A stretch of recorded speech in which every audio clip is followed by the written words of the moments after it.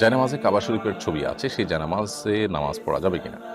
জায়নামাজ যদি কাবা শরীফের ছবি থাকে, সেখানে নামাজ পড়লে নামাজ হয়ে যাবে, নামাজ হবে না, ব্যাপারটা সেরকম না। কিন্তু জায়নামাজে আমাদের লক্ষ্য রাখতে হবে, অনেক সময় খুব সূক্ষ্মভাবে তাকালে পরিষ্কারভাবে দেখা যায় যে জায়নামাজে বিভিন্ন মূর্তির ছবি, প্রাণীর ছবি পর্যন্ত থাকে। এগুলো বিভিন্ন অমুসলিম দেশগুলোতে করে। অনেক সময় তারা জেনে হতে পারে, ষড়যন্ত্রের অংশ হিসেবে হতে পারে, বিভিন্নভাবে এগুলো করে। এজন্য প্লেন জায়নামাজে নামাজ পড়তে পারলে সবচেয়ে উত্তম। এটা সকল ঝামেলার ঊর্ধ্বে উঠা যায়। আর দ্বিতীয়ত হলো, এতে নামাজের ভিতরে মনোযোগটাও ধরে রাখা যায়, ভাবগাম্ভীর্য টিকে থাকে।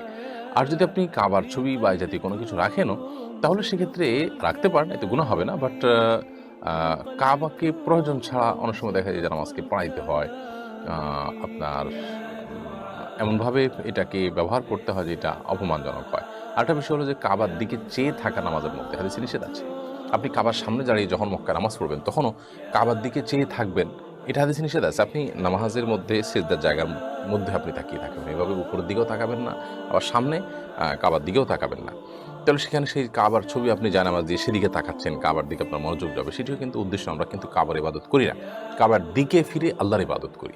এসব দৃষ্টিকোণ থেকে জায়নামাজে কাবার ছবি ইত্যাদি না থাকলে উত্তম, কিন্তু থাকলে নামাজ হবে না বা গুনাহ হবে, ব্যাপারটা সেরকম না।